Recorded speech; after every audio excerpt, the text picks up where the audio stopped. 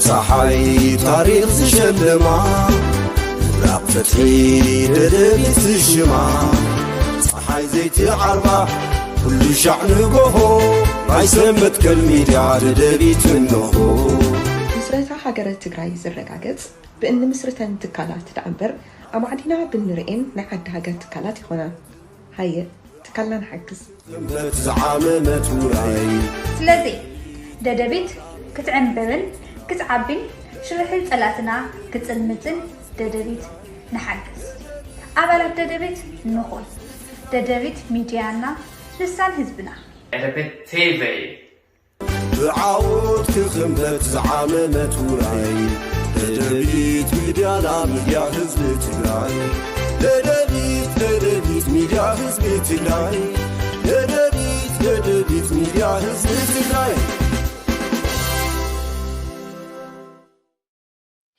سلام تعني هبلي كبرات بيت سب ددبيت ميديا كمون تخطتلتي مدب كاباكم ناباكم ببزر لهم معدي ساعات وقطعطرا سلام تكون لنا منه ددبيت ميديا بس ساعات سين نقروه مدب كاباكم ناباكم حيزنا قريبنا لنا سنة صنيحكم مدلواتنا تكافلوا عدمناي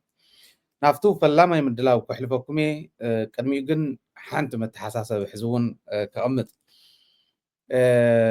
نايلوم متحساسة بينا تمالون كم زحلفنايو نددبيت ميديا كنحجز سي نسب هيبنا كم زول سبات اتولنا نام ددبيت ميديا نمنا ددبيت ميديا اكاونت لنا هيبنا زولو سبات سلازرخبنا اي دقيمه زقرب زلهو لومون ددبيت نختحجزو ناي ددبيت ميديا اكاونت لو اب عدوش تنتخونكم اذا اكاونت زيا كتقوم تخليهم ناي وغاغن بانكي اكاونت نايا كزيا سكرين شوت كيركم كتحزوها تخليهم ወይ ከዓ ኣብ ቴሌቪዥን ትከታተሉና እውን ብሞባይልኩም ክትስእልዋ ትኽእሉ ኢኹም ታቁፅሩ እውን መሓዝ ከኣል እዩ ናብዚኣ ኢኹም ክትሕግዙ በዓልኩም ማለት እዩ ንማንም እንተይሃብኩም ኣብ ፀሓለይ ዝበሃለ ይሰርሕ ነብ ደደቢት ንዓይ እውን ንሃይለ ከይትውን ኢለ ንስታፈይ እውን ከይትህቡ ንዓይ እውን ከይትህቡ ንኻሊእ ሰብ እውን ከይትህቡ ስለዚ ኣብ ፅሑልና ኢሎም ዘይበፅሓሎም ዝበፅሐ መሲልዎም ሰደናገሩ ስለ ዘለው ናብ ደደቢት ሓገዝ ንምግባር ናብ ባንክ አካውንታ ምእታው ጥራሕ እዩ ብኢድ መሃብ ዝበሃል ነገር የለን ዛትሪዋ ዘለኹም ያ ናይ ዓዲ እዚኣ ከዓ ናይ ወፃእ አካውንትና እያ ናይ ደደቢት ሚድያ ኣብ ኣውስትራልያ ዝርከብ አካውንትና እዩ ከምኡ እውን ደደቢት ክትሕግዙ እንተደሊኹም ኣብ ታሕቲ ኣብ ዲስክሪፕሽን ኣለኩም ናይ ጎፈንድሚ ፔይፓል ኣባልነት ናይ መምላእ ፎርሙ ኣሎ ናይ ፔትሪዮን ፎርሙ ኣሎ لازيوم غيركم كتحجزوا تخولي هم على يوتيوب شانلنا ون جوين مغباري كاليو ازي بمغبار ددبيت كتحجزوا تخولي هم ازي لنا مدلاونا خنكيد قدميو جن حجون ناي ددبيت مدلاواتنا كل نخبصحو شير مغبار لايك مغبار سبسكرايب كتغبرون كم زلكم كيملطكم ناي ددبيت صراحتي شير لايك سبسكرايب مغبار كيترسو مبالنا مدبنا خنكيد فلا ما مدبنا ناي لومي تمالون بستوسنا ملكو علي نيرئ اتوم كاب تግራይ ሃዲሞም አዲስ አበባ ዝኣተው ፕሬዝዳንት ናይ ግዝያዊ ምሕዳር እውን ሓዊሱ እዚኣቶም ተጋሪኦም ተጋሩ ኮይኖም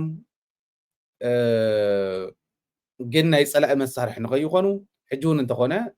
ንዓዶም ክምለሱ ይኽእሉ እዮም ታ ዝነበርዋ ቦታ እዮም ዘይክረኽቡ ዝኽእሉ እምበር ንዓዶም ክምለሱ ይኽእሉ እዮም كحتات እንደኾይኖም ሕጋው ዝኾነ ሰጉምቲ ክውሰደሎም ሕጋው ብዝኾነ መንገዲ ናብ ሕጊ ቀሪቦም ሕተትዎ ዝግበኦም ነገር እንተሃልዩን ምሕታት እዩ ዝበልፅ ናይ ፀላእ መሳርሒ ኮይኖም እንተኸይዶም እቱ ህዝቦም እቱ ኣሚንዎም ክንዱ ዝኣክል ስልጣን ዝሃቦም ህዝቢ ጥራሕ ተይኮነ ለኣኺኦም እውን እንተይተረፈ ክንዕቆም ስለ ዝኾነ እዚ ሓሲቦም ክምለሱ ኣለዎም ባህሊ እያ ከም ትግራይ እውን መናእሰይ ትሰርሕዎ ዘለኹም ፅቡቅ ኮይኑ ሚድያታት እውን ዝሕልፍኦ ዘለዋ ፅቡቅ ኮይኑ ትግራዋይ ከምዚ እናበለ ክኸድ ከሎ ንሓደ መን ክኸይድ ከሎ ንዓ ሕጋዊ ዝኾነ ሕቶ እንተዘይኮይኑ ካብ ወፃኢ ምንም ከም ዘይኾኑ ሳቶም እውን ይፈልጥዎ እዮም ነገር ግን ፃውዒት እውን ተቐረበሎም ነውሪ የብሉን ባህሊ እያ እዚ ክመፁ ኣለዎ መሳርሒ ፀላእቲ ካብ ዝኾኑ ሰሙን ከምኡ ካብ ዝኾኑ ሓሲቦም ክምለሱ ኣለዎም ፃውዒት እውን ተገይሩሎም ክምለሱ ኣለዎም ዝብል እምነት ኣለኒ ተዘይኮይኑ ፀላእ ምብዛሕ ተዘይኮይኑ ዝፈጥሮ ተኣምር የለን ከይዶም መሳርሒ ፀላእቲ እዮም ክኾኑ ውርደት እዩ ነቲ ዓዲ ውርደት እዩ ንዕኦም ከዓ كبل دلي تمالي تمالي خابز قلصنا يوم بتوسخي ፖላዊስ ኮይኖም ኮማንደራት ኮይኖም ዓበይቲ ስልጣናት ተዋሂብዎም ዝሰርሑ ዝነበሩ ዝሃደሙ እንመን እዮም እቶም ፖለቲከኛታት ቅድም ኢልና ገሊፅናዮም ኢና ሕሉፍ ምድላውና ተመሊስኩም ኣብ ናይ ደደቢት ሚድያ ናይ ዩቱብ ቻናል ከይድኩም ምርኣይ እዩ ዘድልየኩም እንድሕር ሓሊፉኩም ኮይኑ ኣምሊጥኩም እንተኮይኑ ካብቶም ፖላዊስ ግን መነመን እዮም ከይዶም ንምንታይ እዮም ከይዶም ፖሊስ ሕዝስ ናይ መኸታ ሓይሊ እዩ ተጋደልቲ ዝነበሩ እዮም መብዛሕትኦም ኣዘዝቲ ፖሊስ ናይ ከተማታት ይኹኑ ናይ ዘዋን ወረዳን ወላ ናይ ክልል ኣብቲ ቃልሲ ዝነበሩ ዓበይቲ ሓለፍቲ ኮይኖም ኣዘዝቲ ኮይኖም ኣብቲ ቃልሲ ዝነበሩ እዮም እንታይ ክገብሩ እዮም ከይዶም ኢልና ክንሓትት እውን ዝገብረና እዩ ሓደ ኮማንደር አንድነት ዝበሃል ኣዛዚ ፖሊስ ከተማ መቐለ ዝነበረ እዩ እዚ ንሕና እውን ያው ሓደ ሓሳባት እንዳገምገምና መፂና ኢና እቲ ዓብይ ጥፍኣት ኣጥፊእዎ ዝብሎ ኮማንደር አንድነት ሓደ ምስቱ ጌጾ ዝኸይድ ዝነበረ ምስቱ ንፀጋም ዝኸይድ ዝነበረ ግዜያዊ ምሕዳርየ ባህሊ ምስኣቶም ወጊኑ ሕግን ስርዓትን ከይኽበር ብፍላይ ቤት ምኽሪ ከተማ መቐለ ዝወሰኖ ከይኽበር እናገበረ ዝፀንሐ እዩ እዚ እቲ ሓደ ዓብይ ጥፍኣት እዩ እታ ክትህድሞ ትኽእል እውን እዚኣ እያ ካብተን ክህድሞ ዝኽእላ ሓንቲ እዚኣ እያ ቤት ምኽሪ ከተማ መቐለ መመሓደሪኡ መሪፁ እዩ ቤት ምኽሪ ከተማ መቐለ ካልኦት ውሳነታት እውን እንዳወሰነ ነይሩ እዩ እቶም ተወሰኑ ውሳነታት ንኸይትግበሩ ኮነ ኢሉ ይሰርሕ ነይሩ ሕጂ ይኮንኩን ዝብሎ ዘለኹ ኣብቱ ንፀጋም ዝኸደሉ ዝነበረ ግዜ እውን ኮነ ኢልካ ከምዚ ትሰርሕ ኣለካ እሞ ጌጋ እዩ ኢልና ገምገማትና እንዳቅረብና ብጭቡጥ መረዳእታ ዝተደገፈ እናቅረብና ከይድና ኢና ካብ ኩሉ ላዕሊ ዓብይ ስግኣት ፈጢሩሉ ክኾን ዝኽእል ክህድሞ ዝኽእል ኢለ ዝኣምኖ ካሊእ ከዓ ፀጥታ ሓይሊ ኣብ ሓደ መዋቅር ንኸውን ሰራዊት ትግራይ ወሲኑ ድሕሪቱ ናይ ሰራዊት ትግራይ ካብ ኮርን ላዕሊ ዘለው ተረኺቦም ናይ ሰራዊቶም ድምፂ ወኪሎም 13 ነጥቢ ዘለዎ መግለፂ ድሕሪ ምውፅኦም እቲ ወታደራዊ ካውንስል ሓላፍነት ተዋሂብዎ ነቶም ሰራዊት ትግራይ ዝወከሎም 5 ተወከልቲ ሰራዊት ትግራይ ኣብ ግዜያዊ ምሕዳር እዚአን ሕተቱልና ሕቶ ኣለና ኢልኩም ፀውዑ እዚአን ሕተትዎም እዚአን ይመልሱ ካፍቱ ሰራዊት ትግራይ ዝኣምኖን ውክልና ዝሃቦምን ወፃኢ ዝሰርሑ ዘለዉ እውን ብከምዚ ተሓተቱልና እንተመሊሶም ይቅርታ እንተሓቲቶም ፅቡቅ ተዘይኮይኑ ግን ስጉምቲ ክውሰደሎም ኣለዎ ተባሂሉ ሓላፍነት ተዋሂብዎም እቶም ወታደራዊ ካውንስል ፀዊዖሞም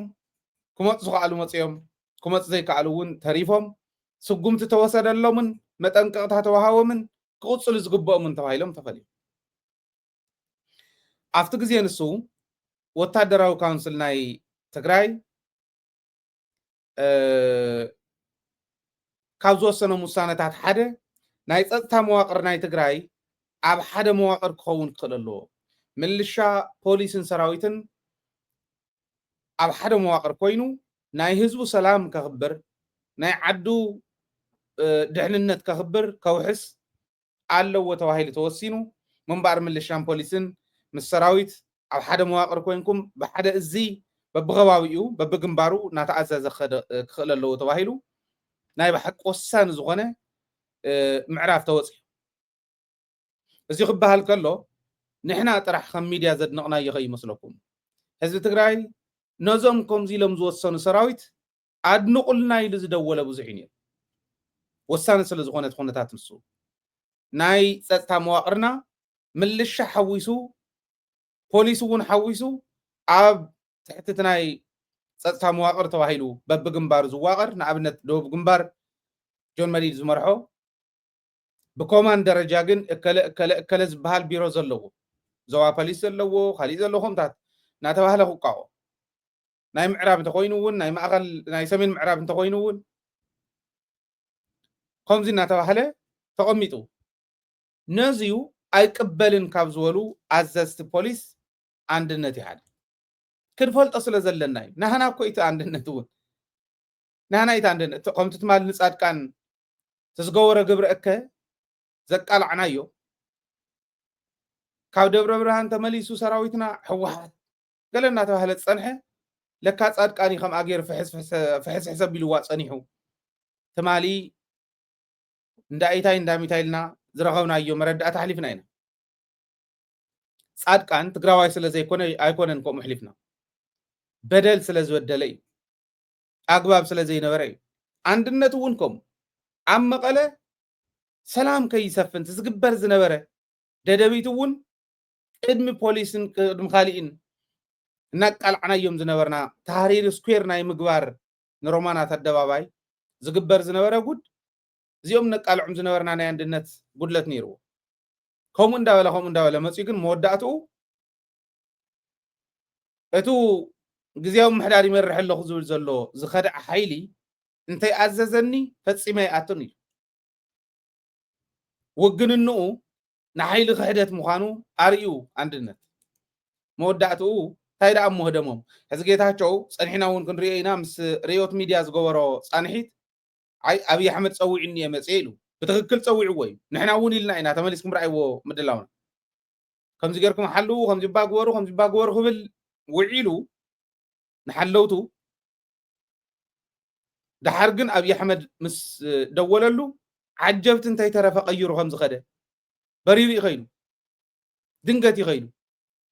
ድንገት ክኸድ ከሎ ግን ሒዝዎም ዝኸደ ሰባት ብዙሓት እዮም ብመኪና ዝሃደሙ እውን ብዙሓት እዮም ካድሙ እዮም እንዳበልና ኢና ፀኒሕና ካብቶም ዝሃደሙ አንድነት ሓደ ኮይኑ እንታይ ያኸይዶ ዳ አንድነት እውን ተፀዊዑ ይኸይሉ መን ፀዋዖ እዚ እዩ ሪኢኹም ሕዚ ንእከለ ክድግፍ ንእከለ ክቃወም ኢልካ እተንጨብጭቦ እትገብሮ ምንጭብጫብ ንትግራይ ይጠቅመ ሃይለ ንእከለ ይድግፍ እታ ትክክለኛ ህዝቢ እተሳግር መንገዲ ግን ንእከለ ደጊፍካ ከይበሃል ኢለ ከዓ ድሕሪተ ይብላ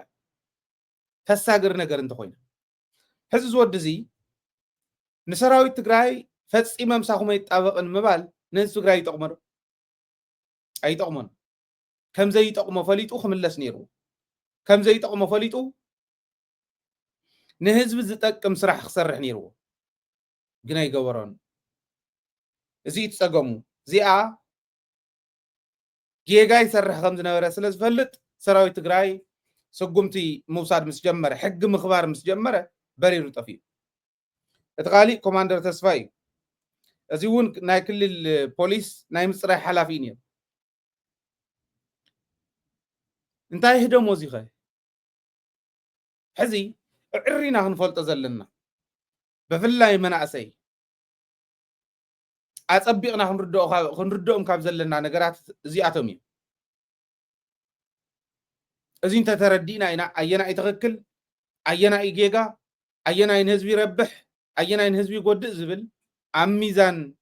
ሰቂልና ክንምዝኖ ንኽእል እንታይ ደሞም ኣብኣ ዘይፀንሑ ዋላ ሓቂ እዩ ትንሰርሖ ዝነበርና ኢሎም ኣሚኖም እንተኮይኖም ዝሰርሕዎ ነይሮም ኣብኣ ፀኒሖም ኣነ እዚኣ መሲላትኒ እየ ሰሪሕ ኣረድእኒ ንህዝቢ ዝረብሕ ካብቲ ኣነ ዝሰርሖ ዘለኹ ወፃእ እንተኮይኑ ኣረድእኒ ክብል ደይኮነን ዝግብኦ ሪኢኹም ትዝሃድም እንታይ ዘለዎስ ዝላ ኣይኽእልን ከም ዝበሃል ከምኡ ኮይኑ ስለዚ ኮማንደር ተስፋይ እውን ከምኡ ካብቶም ዝሃደሙ ሓደ እዩ ጌታውን ተካ ናይ ደቡብ ምብራቅ ናይ ምፅራይ ሓላፊ እዩ ኮማንደር ጌታውን ተካ ኣብ ዝሓለፈ ደው ኢለሉ ነይረ ኣነ ኣልዒልስ ሃይለ እየ ካብ ደደቢት ምስ በልኩ ዓፂዎ ክሓቶ ዝገብሮ ዝነበረ እታ ናይ ጣብያ ኣዲስ ኣለም ተወሲድኩም ነዚ ተወቂዐ ዝብል ወዲ ከመይ ትብለለይማ ገለ እንዳበለ ዝቆርፆ ዝነበረ ማለት እዩ ባዕሉ ፖሊስ ናይ ምርመራ ምፅራይ ኮይኑ ይሓቶ ነይሩ ኣቃሊዕና እዮ ንሕና እቱ ዝሓተተ ባዕሉ ኮማንደር ጌታውን ተካ እዩ ከምዚ ይበለለይ ሰራዊት ትግራይ ጥይት ተኩሶም ስሳ ጥይት ተኩሶም ንሶም የሞቂዖም ንበል እንዳበለ ዝሓተት ዝነበረ ብሞባይል ሲ ዝቐርፅ ዝነበረ ባዕሉ ኮማንደር ተካይ ኣብ ዝሓለፈ ስምዒናኩም ስለ ዝኾንና ተመሊስኩም ረኣይዎም ቶም ዝሓለፉ ፕሮግራማትና ኦኬ እዚ እዩ ፖሊስ መርማሪ ኮይኑ ኦኬ ናይ ምፅራይ ሓላፊ ናይ ዞባ ኮይኑ ኣብ ልዕሊ ሰራዊት ትግራይ ህዝቢ ንኽልዓል ብዘይኮነ መንገዲ ኣዛቢዕኻ መረዳእታ ብምሕላፍ ነቲ ተወቂዐ ዝበለ ድራማ ትሰርሕሉ ማለት ነዚዩ ከምዚ በለለይ እንዳበለ ከምዚ በል እንዳበለ ይቐርፅ እዩ ይምርምር ይመርማር ዳ እሞ ከዓ ናይ ምርመራ ሓላፊ ከምዚ ይገብር ስለ ዝነበረ ቃሊዕናዮ ንሱ እዩ ከም ዝገብር ዘሎ ባዕሉ ኣብ ክንዲ መን ወቂዑካ ኣብ ልዕሊ ሰራዊት ፀለመ ከይግበር ኣብ ልዕሊ ህዝቢ እውን ክፋእ ከይስራሕ ብኣግባብ ኣብ ክንዲ ምፅራይ ከምዚ ኣበለለይ ጠጠው ኣቢለይ ኣለኹ እሞ ከምዚ ኣበለለይ ኢሉ ዝቕርፅ ዝነበረ ሰብ ምዃኑ ቃሊዕና ደው ኢለሉ ኣነ ንስኻ ዲኻ ንስኻ ኢኻ ተባሂልና ኣለና ናትካ ድምፂ ምዃኑ ንሪኦ ኣለና ንሰምዖ ኣለና እስከ ረጋግፀለይ ንስኻ ዲኻ ንምባል ደው ኢለሉ ዓፂኒ ንቀደም ሃሎ ኢሉ ብደንቢ ሰላምታ ተለዋዊጥናስ ድሓር ሃይለ እየ ምስ በልክዎ ግጥም ኣቢሉ ዓፂዎ ድሕሪኡ እንተደወልኩ እንተፀሓፍኩ የለን ወላ ብፅሑፍ መልሰለይ ኢለዮ ወላ ብድምፂ መልሰለይ ፅሑፍ ስለ ዘለን ኣይመለሰን እታ ኩነታት ምስ ተፈጠረት ሕጊ ምኽባር ምስ ጀመረ ሰራዊት ትግራይ በሪሩ ጠፊኡ እዩ ልብ በሉ መን እዩ ዝጠፍእ ዘሎ ንፍለጦ ግን ተጋጊኹም ነርኩም እንተሎ ጌታቸው ኩልኩም ተጋጊኹም ነርኩም ካብ ጌጋኹም እስካዕ ዝተኣረምኩም ክትምለሱን ክትነብሩን ትኽእሉ ኢኹም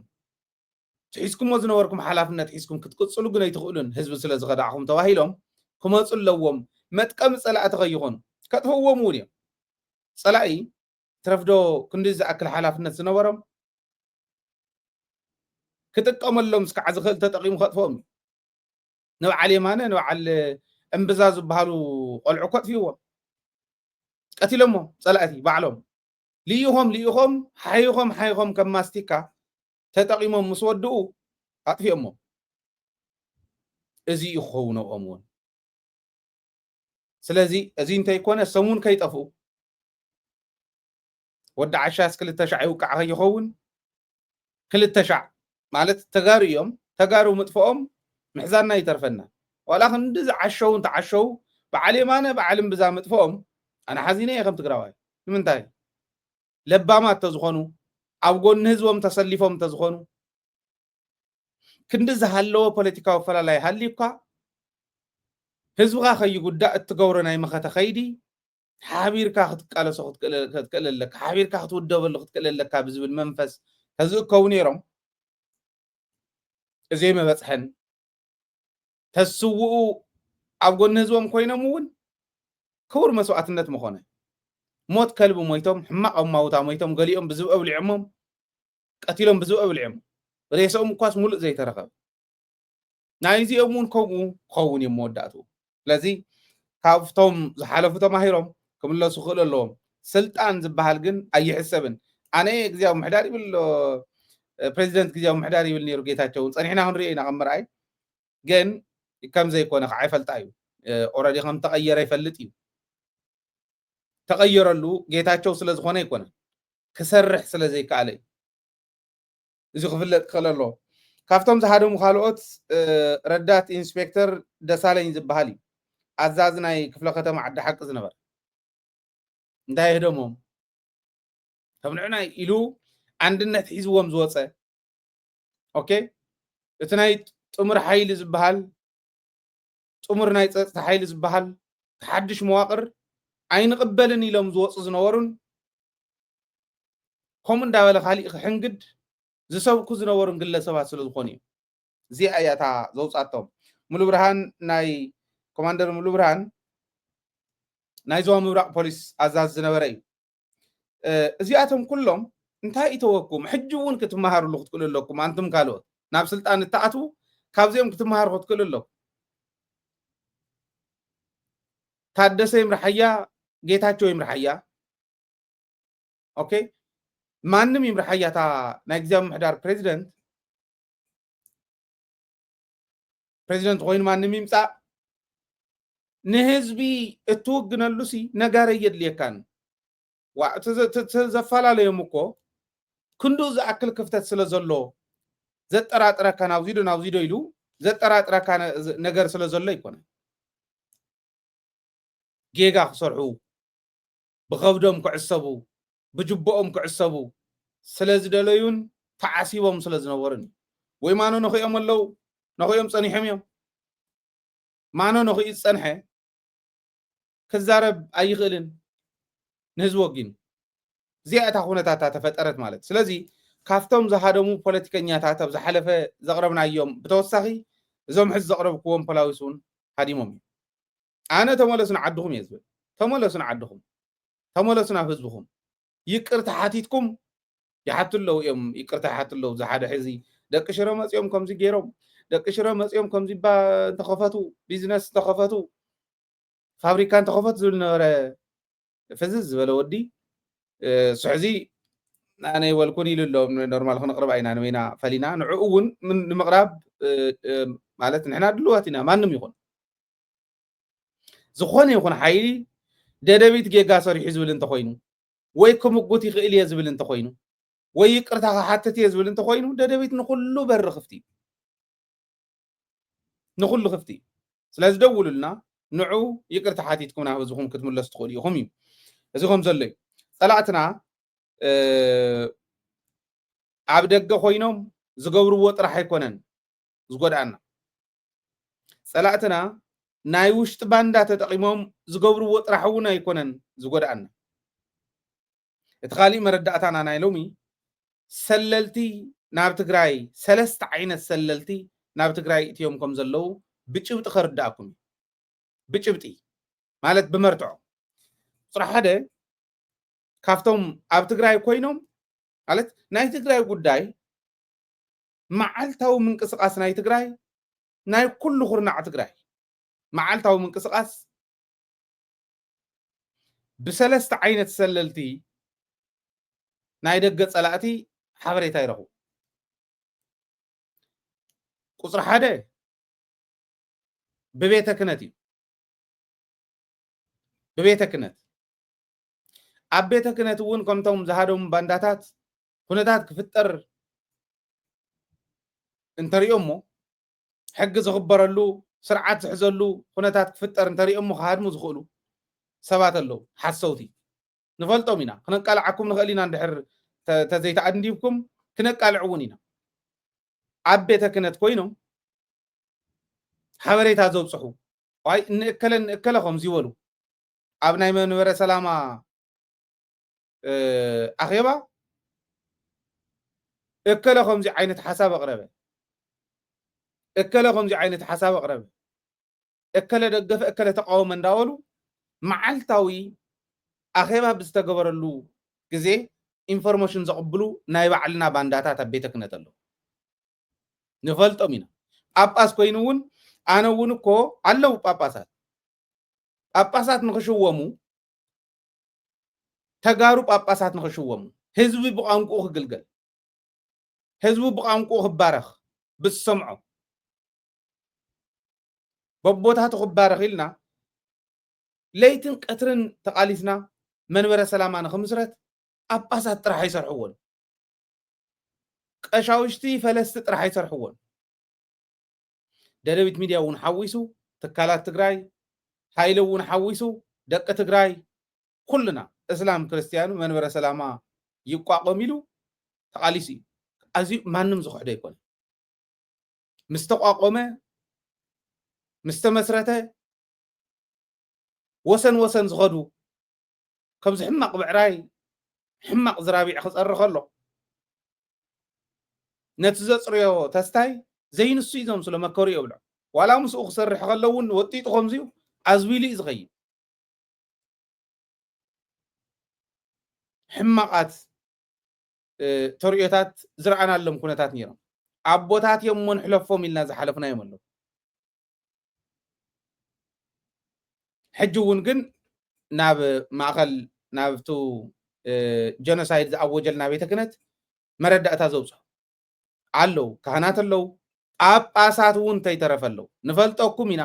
ተይተዋረድኩም ግደፍዎን ባህል እያ ኣይ ኣየድልየኒ ናይ ትግራይ ከምቲ ጌታቸው ዝብሎ ዝነበረ ሙቕ ክብለኒ ከሎ ትግራይ ዝብል ነይረ እምበር ኣነስ ኣብቲ እምነተይ እንድሕር ዝብል ኮይኑ ከዓ ቆምሹ ጠቕሊሉ ይኽእል ዝያታ ክትኮን ዘለዋ ስለዚ ናይ ባዕልና ኣለው መን እዩ ዝብል ሕዚ ማለት ገለገሊኦም ንምንታይ ከም ዝብል ኣቦታት ገለ ዝብሉ ኣለው ከም ዝብሉ ኣለው ከለይለ ክጠቕሶም ከለኹም ተትሰምዑ ከዓ حقبا إز ودزيلكم كمتو نتم بوليتيكيا تاتنولا زنورنا كتوليهم سلازي تنقاق يدلي عاوزي قبل دل أو ببيتك الدرجة زخدم مردأتها أنا ما هبر قدسان قداي أنا بفلاي أبسلس تخوابتات بجبتي حدا خلت تسلسة وهايلهم زقود صاروا ما هبر قدسان أولاد قالوا ما هبر قدسان حزي ناب كل التنا تجمعي ناب كل التجمع له مس دانيال عريوم نتو بيتك نتون كحيدمه نتقرايون ببيتك نتشم كحيدمه زلوا له ما هبر قدسان كوينو كافتو وجل نسو تفليقة نو أمحراونة نداول ناي تصفح فحت زرام كعلو دانيال من جبنا أبي أحمد كمزي يلو على كفل مبر ما هبر قدسان تستوسوا أخم تسند كل تشحن إسران ز قلعنا يوزن أو أروميا نبتقراين بالسجننا تدمع سنة سلزي بلو نايس اللي محاورنا ما هبر قدسان كنقبرينا زبل سند كل جزء سند وصيو أقال عناين سلازي نسوهم زلو إيه حزي أبشر اللو أو خصوم اللو أو رايقعة ما يجو هاجر سوكت بصفيه أو زلو أو عدقرات توصل سوات حزي مريسنت اللي زرقونا يي عم قاله زي صنحيه عرم صنحيه اكلي تبل شو ما يتلعل تباهيلنا ونسو اصلا لنيا احنا قلنا العلينا ما انما يقدرنا حق ميديا وني يفقدلنا صره حزب زخونو اكايداتات انتهاليوم ግለሰባትና የግለሰባት شو من العلنا خنوقس ناي ميديا حقي يفقدلنا ስለዚህ መቀለ ጸኒሖም እዮም أبشرنا وخصومن آتيوم مالت حزي أما يجون آتيوم كم زي عينة قبر أكي يصرح له مالت نينا إذا أكل مخانو فلت زاب زي حالة حوحات كل تميت تخفل لان تفناقلتي زبل مردأتها زي حلفة ما برقود سانيو سنة لبوانا هزو تقرأي كنا هنس إلوم ናፍቱ ናይ ተፈናቀልቲ ዘለዎ ኣትዮም ኣዊና ዘለና እሞ ኣዊና ንሰርሕ ዘለና እሞ እመኑና ከምዚኦም ዝገብሩ ዘለው ኢሎም ዝሓሰቡ ንሶም እዮም ኣይተገበረን ግን ልብ በል ሕወሓት ኣዋፁ ክትብል ትኽእል እያ ንኣባላታ ተፈናቀልትን ዕዋፁ ተባሂሉ ግን ከረጢት ሒዝካ ናብ ተፈናቀልቲ ክባያ ስርናይ ክሰፈረላ ኣይከደትን 200 ኣዋፁ ኢላ ተፈናቀልቲ እውን ክትሓትት ኣይትኽእልን أي جورتون حاتيتنا ونسل زخنا نحوها راح يكونن أفتكيلا نزلوا حاتيتنا هنا بعلم كيدم زهاو علو زين إحنا رخينا هنا وحدات بعلم كيدم زهاو علو أبناء تفناقلتي سايز نورو بعلم كيدم كل التسلسل زخونو زهاو اللو كل التميتي يهو تقالس زنور تقارلت زنورو نتاود دبز فلطوا وش تراز فلطوا هو ميم اين قبلن كيلو خطو لما يتغل تقبل امم دي ما يتقبلوا من يرغاغطنا نبر اين قبلن كيلو خطو لما يتغل مصيوم نزي احيزهم غني يكونن يلوم ثم هاور قدسان كون يلوم رديت تطون خبل حوحات تبلعلا تباهيل حوحاتون بتستمدبلهم بجت مسرت هاجبو من كشعو من دهترو قبل على حزب تግራይ فلالاي نخفتر ፖለቲካ ትግራይ ንኸይዕሪ ኮነ ተባሂሎም ተለኣኹ ሰለልቲ እዮም ነይሮም ኣብ ሽረ ኣብ ኣኽሱም እውን ኣለው ዓዲግራት ኣለው ኦኬ ኣብ መቐለ ብሰፊሕ ኣለው ኣብ ማይጨው ብሰፊሕ ኣለው ስለዚ ናይ ስለላ መዋቅር ሓደ ቤተ እምነት እየን ብቤተ እምነት ምክንያት ገይሩ ዝኣቱን ኣብኡ ዝፀንሐን ባንዳ ናይ ቤተ እምነት ባንዳ ብቤተ ክህነት ክብል ከለኹ ናይ ኦርቶዶክስ ጥራሕ እዩ ዘርኢ ናይ ካልኦት እውን ገለገሊኦም በዓል እዩ ጩፋ ካራቴ ናወቕዑ ከምዚ እናበሉ ኮንፈረንስ ጌርና ኣለና ክብልዎም ከለው እናተጎተቱ ዝኸዱ ከመን እያ ሰብለ ዝብልዋ ሰበይቲ ከምኡ ዝበሉ በብኸባቢኡ ዘለው እዚኦም እውን በቲ ናይ ፕሮቴስታንት ናይ ስለላ መዋቅር እዚ ናይ ኣብይ ኣሕመድ ዋና መስመር እዩ ብናይ እስልምና እውን ከምኡ ብናይ ኦርቶዶክስ እውን ከምኡ ቤተ እምነት ኢልና እንተወሲድና ኣብ ውሽጢ ዘለው ባንዳታትን ናይ ደገ ከዓ ማህበረ ቅዱሳን ብዋናነት ዘማእኽሎ ናይ ስለላ መዋቅር እኒሄ እዚ ትፈልጥዎ ኢኹም ማህበረ ቅዱሳን ኣካይዶም ሓያል ነይሩ ኣብ መቐለ ዩኒቨርሲቲ ኣባላት ነይሮም ኣብ ኣኽሱም ዩኒቨርሲቲ ኣባላት ነይሮም ኣመራርሓ ዓበይቲ መራሕቲ ኣነ ዝፈልጦም ኣባላት ማህበረ ቅዱሳን ነይሮም ስርሖም ግብረእከ እዩ ስርሖም ከቢድ እዩ ግደፍዎም መቐለ ዩኒቨርሲቲን ካልእን ናይ ፐብሊክ ዩኒቨርሲቲ ዝኾና ኣብ ትእምት ኣባላት ማህበረ ቅዱሳን ነይሮምን ኣለው ሕጂ ስኢልካ ላንጋላንጋ ክኾኑ ይኽእሉ እዮም ህዝቢ ከይብለና ኢሎም ውሽጢ ዝሰርሑ ክኾኑ ኣብ ትእምት ኣለው ማህበረ ቅዱሳን ፅረግዎም ካብ ንብል ነዊሕ ጌርና ኣሎ ኣንቱም ማህበረ ቅዱሳን ኣባላት ዝነበርኩም ኣነ ነይረ እየ ተነስየ ኣለኹ እንዳበለ ክመፅእ ከዓ ትኽእል ኣለዎ ትግራዋይ እንተኮይኑ ማሕለኻ ዝኸውን ዘሎ ንስግግርና ከምዚ ዝበለ እዩ ሓደ ኣብ ውሽጥና ዘሎ ባንዳ ኣብ ኩሉ ቤተ እምነት ማህበረ ቅዱሳን ግን ዋና ማእኸል ኮይኑ እዚ ሓደ ናይ ስለላ እዩ ካልኣይ ናይ ሻዕብያ ሰለልቲ እዮም ሻዕብያ ኣነ ሓደ ብስሩ ንህዝቢ ትግራይ ዓብይ ልቢ ክኾነና ከም ህዝቢ ክንወስዶ ዘለና እቶም መደናገርቲ ዝብልዎ ዘለው ህወሓት ዝበሃል ውድብ ወይ ሰራዊት ትግራይ ዝበሃል ዓብይ ትካል ንኮርዓሉ ትካል ምስ ሻዕብያ ይሰርሐሉ ይዘራረቡ ኣለው እዮም ብዝብል ለካ ሻዕብያን ህወሓትን ሓደ ክኾኑ እዮም ሻዕብያን ህወሓትን ክዘራረቡ እዮም ሰላም ክፈጥሩ እዮም ዝብል መንፈስ ይፍጠር እሞ ናይ ሻዕብያ ግብረእከ ኣይንሪኦን ዘለና ንርስዑ ኣለና ናይ ኢዶም ይሰኣኑ መዓት ዓዛፊ ናብ ስልጣን ኣውፅኦም ንበዓል ጌታቸው ሰብ ረኺቦም ናብ ስልጣን ኣውፅኦም ጌታቸው ዝገብሮ ዘሎን ዝለኣኾ ዘሎን ጉዳይ እዩ ሻዕብያ ሰባት ይጨውሉ ሕዝቡ ኣነ ናይ ሓደ ዓብይ እነፈቱ ኣርቲስት ኣደ ጨውዮም ወሲዶም ቀንዮም ድብድብ ቀንዮማ ምስ ጓላ መሊሱ ሕዚ ተመሊሳ ከም ዘላ ሰሚዕ ኣለኹ ብትክክል ግን ደው ኢለ ንባዕሉ ነቲ ኣርቲስት ካቅርበልኩም እዩ ካብ ራማ ተጨውያ ከም ዝኸደት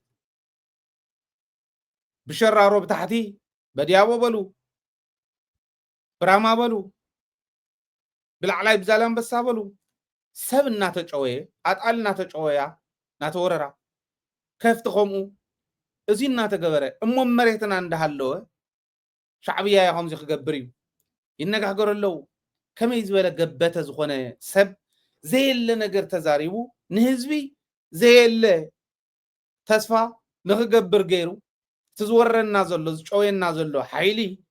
ኣደብ ሓዝ ከይበሃል ህዝቢ ሓድነቱ ረጋጊፁ ኣደብ ከየትሕዞ ኮነ ኢሎም ዝሰርሕዎ ዘለው ተልእኮ እዩ እዚ ናይ ሻዕብያ ሰለልተ ውሽጢ እኒኦ ጭውያ ጥራሕ ኣይኮነ ናይ ሻዕብያ ሰለልቲ ኣብ ውሽጢ እኒኦ ተገበረ ምርድዳእ የለን እስካዕ ሕዚ ምርድዳእ ክግበር እንተኮይኑ ሻዕብያ ብሓይሊ ደረጃ እውን ካብ ወያነ ንታሕቲ ካብ ሰራዊት ትግራይ ንታሕቲ ብበዝሒ ህዝቢ ደረጃ እውን ኤርትራ ካብ ትግራይ ንታሕቲ እያ ሲሶ ትግራይ እያ ትኸውን ክንዲ ሲሶ ትግራይ እያ ትኸውን ሓደ ብልዕሊ ሰለስተ ናይ ትግራይ እያ ትኸውን ሳልሳይ ኢድ ናይ ትግራይ ብበዝሒ ህዝቢ ከምኡ ብኢኮኖሚያ ውድቕቲ ብሰራዊት እውን ተላፊኖም መፅኦም እውን ከጥቅዑ ክስዕሩና ዘይኽእሉ حيلي ولا نهنا نتخون نقطة ما يكون نزوز اللخان كله بسلام كودا يزدل جن شعبية كده اللي غلو مريت تقراي كحز كده اللي غلو كفتنة علينا يتقراي كورر كده اللي غلو خش قوي إزيهم زخلوا وانا من تايم confidence تكابيم سيو خندو برجع فتحت زلوا تقراي تصلي تقراي شاف زوصحو سلز غونتنا إثيوبيا قعزو إثيوبيا مرحنا كل جزء نصهم وانا مسارحنا شعبية سوم تزي عدم وكوي ما مسألة ما شفتفنا هاجر يلنا مسألتنا هي أبع على عدي ما شفتفات النازل وعلمون كم زول شعبية ون كم زول أنت عدي ما شفتفنا دينيرو ودنكرنا حد النتنا خي يسمر مو بتاعتن بالعلن زلو كم تعلم تفلت أنن كم تعمريت النسرحان كوينا خي نسرح وانا بدالجن تبان دانا يوشتي سلازي سالساي نايس اللي محاور نايس علاتي باندانا يوشتي مالت باندانا يوشتي واصل للعب مالت خالي أم كير اليوم أنا ناير ترى مرحة تزغن جيتها زهدت فهم طرح بمرأي أقوليو كل نجار مردائي قال ومستر كوخ ولا يتقال أي تقال باندات هتزول وزلو زي الحصد زي اللي حصل زل علو وزلو اكلز بهال جنرال مس اكلز بهال جنرال نا ايرترا تراخبه اكلز بهال نا حوحات اكلز بهال نا شعبيه تراخبه زلو كندوز اكل حصد زحسو بقى نعوم دا تخاتلكا مرأيكوي ازيز خون زله سلسته ناي سلالا مواقر ناي صلات له تግራይ ببيت امنه درجه ማህበረ ቅዱሳን ዘማእخلو شعبيه وناي وعلو سللت لهو بانداتات تግራይ بانداتات مش شعبيه الصرح مستخالي مس كله ገንዘብ እስከ አስተዋሃው مس كله الصرح አለው እዚኦም ሰለስተ ናይ ስለላ ማሕወር ናይ ጸላእት እዩ ከመይ ንግበርና እዚኦም ቀሊል ማሕበረ ቅዱሳን ኣብ ትግራይ ንኸይህሉ ምግባር ይካኣል እዩ ዓበይቲ መራሕቲ ናይ ሃይማኖት ተዘይትደልይዎም ተዘይተኣምኑሎም ተዘይትድግፍዎም ሓንቲ ለይቲ ክሓድሮ ይምኻሉ ህይወት ኣለዎም ሰሙ ማሕበረ ቅዱሳን ግን ሕዚ ኣነ ብዛረበሉ ዘለኹ ግዜ ኣብ ኣኽሱም ኮይኖም ኣብ ሽረ ኮይኖም ኣብ መቐለ ኮይኖም ሰምዑን ኣለዉ ክንዱ ዝኣክል ኢና ተዋሪድና ዘለና ስለዚ እዚኦም ማሕበረ ቅዱሳንን ናይ ሻዕብያ ሰለልቲ ናይ ባዕልና ባንዳታት ኣብ ኩሉ ዘለዉ እዚኣቶም እንድሕር ዘይተኣሪሞም ኣሸጋሪ ዝኸውን ነዚ ንምእራም እንታይ ንግበር እንታይ እዩ ዘዋፀና ናብቲ ካሊእ መረዳእታ ቅድሚ ምሕላፍና እንታይ እዩ ነዚ ንምእራም ክንገብሮ ዝግባአና ቁፅሪ ሓደ ሕግን መሰረት ዝገበረ ስጉምቲ ምውሳድ ባንዳ እንድሕር ኮይኑ ባንዳ እዩ ናይ ባንዳ ስጉምቲ ትወስደሉ ናይ ባንዳ ሕጊ እውን ክፀድቅ ክኽእል ኣሎ ናይ ክሕደት ሃገር ክሕደት ህዝቢ ክሕድ ከሎ ሃገር ክሕድ ከሎ እንታይ ዓይነት ስጉምቲ ይውሰደሉ ዝብልማ ኩሉ ክፈልጦ ክኽእል ኣሎ ክሕድ ከሎ ትውሰደሉ ፍልጥቲ እያ እዚኣ ክትከውን ክትክእል ኣለዋ ምንም ዓይነት ኮምፕሮማይዝ ዘይግበረሉ ህዝባዊ ውሳነ ዝዓረፈሉ ከምዚ ዓይነት ሕግታት ክወፁ ክኽእል ኣሎ ናይ ባንዳ ናይ ፀረ ህዝቢ ናይ ከሓዲ ናይ ትሪዝን ሕጊ ኣሎ እኮ በብዓዱ ናይ ክሕደት እዚ ንሕና እውን ከምኡ ዝበለ ንሕዚ እሞ እቶም ከሓቲ ብኣግባቡ ዝቕፅዕሉ ምግባር ካልኣይ ሰላሉ ኮይኑ እንድሕር መፅኡ እሞ ሰላሉ ምዃኑ እንተረጋጊፅካ እንታይ ኢልካ ትሰዱ ክስልል ዝመፀን ብረት ሒዙ ዝዋጋእካ ነንወይኖም እዮም ንዓይ ተኽስልል ዝመፀ ዳብል ጥፍኣት ኣለዎ እንታይ ኢልኩም ትሰድዎ ተታሒዞም ዝነበሩ ናይ ሻዕብያ ሰለልቲ ናይ ተስፋሕፋሕቲ ሰለልቲ ከመይ ከም ዝወፁ ንፈልጥ ኢና ገንዘብ ተኸፊሎም ዘውፁ ፖላዊስ እንተሃልዮም መን ይሕጊ ከኽብር ዝናገበርኩም ከም ዝነበርኩም እንዳቃልዓና መፂና ኢና ካበይ ከመይ ዝበለ ከም ዝኸደ እውን እንዳተዛረብና መፂና ኢና ስለዚ ብዋናነት ሕጊ ይውፃእ በቲ ሕጊ መሰረት ይተግበር ሰላሊ ተባሂሉ እንተመፂኡ እሞ ሰላሊ ምዃኑ እንተተረጋጊፁ ግን እንታይ ክውሰደሉ ከም ዝግብኦ ኣነ እዚ ኮይነ ክዛረቦ ይክእል ግን ብደንቢ ክንሓስበሉ ዝግባአና ናብ ትግራይ ክትስልል ክትኣቱ ከለካ ሞትካ ፈሊጥካ ክምፃእ ክእል ኣሎ كومي لحاسي ودمت على أخون كلله كأت خلّي يدفرني كياتون ودابتاتنا بسالساي درجة خن قبرز قبعنا ودابتات متنخر حدا حمش تايول نيرم حدا حمش تاكو عد زحل زنبري لما عاد كجلي لما عاد كجلي ونكو عد زل معان عد زحلوان زنبري ودابه بزخونه يكون منقدي يتقمنا بزخونه يكون منقد قاع دراجه خلله ودابه عاد لا يسل زخونه تزبي خدب خلله وي بخالي منقدي ناي مالت امونغونا زفطر ነገር እንተሃሊ ኣብ መንጎ ተጋሩ ዝፍጠር ነገር ተሃሊስ ንምንታይ ኢና ኤግዛጀሬት እናገበርና ንወስዶ ንምንታይ ከይና ተፈጠረ ነገር ፍርቁ ሓቢእና ፍርቁ ንሕልፍ እሞ ዳሕራይ ናተወሰኸ ምንም ዓይነት ስኒት ንኸይፍጠር እቲ ነገር ብምሉእነት ንኸይእለን ንገብሮ ይገርመኒ ንኣብነት ኣብ ደቡብ ትግራይ ተፈጢሩ ዝተባሃለ ንውሰድ ብክልተ ይቐርዩ ኣብ ማሕበራዊ ሚድያ ርኢናዮ ናባና ዝመፀ መረዳእታ እውን ኣሎ ካብኡ ካብቲ ከባቢ ደው ኢልኩም ዝነገርኩም ናውን ኣለኹም ኦኬ ካብ ሰራዊት እውን ደው ኢሎም ዝነገሩና ኣለው ካብ ናይ ፖለቲካ መራሕቲ እውን ከም እቲ መረዳእታ ምስ ረኸብናዮ ክንረጋግፅ ሞኪርና ውዳበታት ኣለዋ ኣብ ራያ ውዳበታት ኣለዋ እዘን ውዳበታት እዚአን ተጠቂሞም ክብለፁ ዝደልዩ ፖለቲከኛታት ኣለዉ እንታይ ተፈጢሩ ዝብል ከነግረኩም ኣብ ልዕሊ ኣርሚ 43 ተፈጠረ እንታይ እዩ ናይ ብሓቂ መራሕቲ ናይቲ ኣርሚ ክቕንፀሉ ተባሂሎም ተሓሲቡ ዲ ነይሩ ናይ ብሓቂ እተን ኮር ዝተባሃላ ከባብታት ንክቆፃፀሩ ኣዚዞሞም ድዮም መፅዮም እቶም ምልሻ ዝመፁ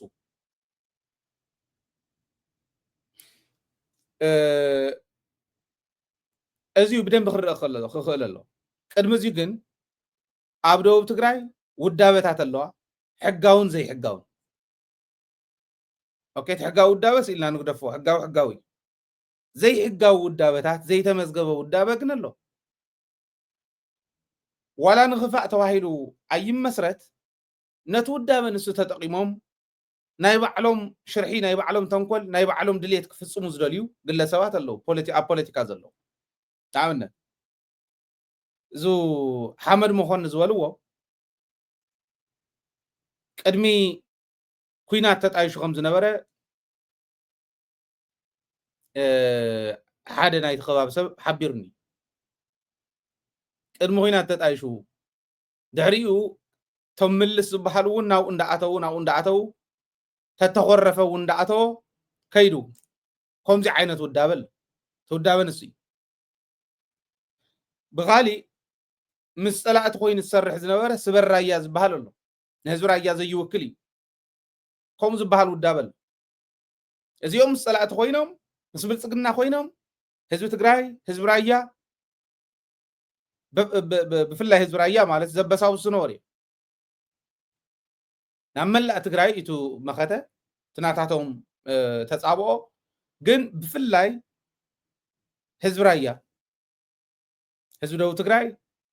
እዮም ጎዲኦም ኣዴታቶም መድፊሮም እዮም ዓቦታቶም መቕቲሎም እዮም መናእሰይ ጭፍጭፎም እዮም ኩሉ ከምቲ ዝኸይድ ዝነበረ ፈኸራን ጃህራን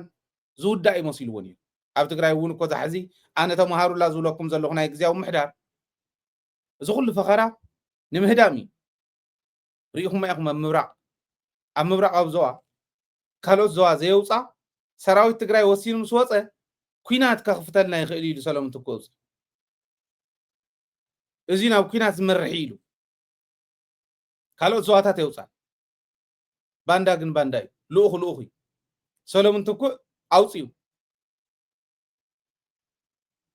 ኣየናይ እዩ ናብ ኩናት ዘምርሕ ኢልና ንሕና እውን ገምጊምና እዩ ኢና ሰራዊት እውን መግለፂ ይውሊ ናብ ኩናት ዶ ናብ ገለ ዝብሉ ኣለው መኒ ንሱ መጀመርያ ከምኡ ዝበለ ዕግርግር ዝመርሕ ዘሎ እዩ ዝሕነቕ ኢሎም ድሓር እዚ ኩሉ ፈኸራ እዚ ኩሉ ጃህራ ሰራዊት ትግራይ ሕጊ የኽብረሎም ዝተባሃለ ፈርጢጥካ ኣዲስ ኣበባ ኣብ መቐለ ዝነበረ ጌታቸው እውን ሓዊሱ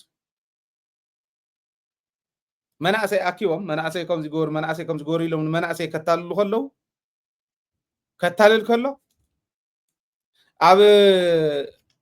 الدبابة وصيمون تسليفهم قلت خلوا جيتها استزاروا وتستوسوا كلمة حزوزاون ساعات كابوتاتهم خطرتو أي تصبيو أي ركوبهم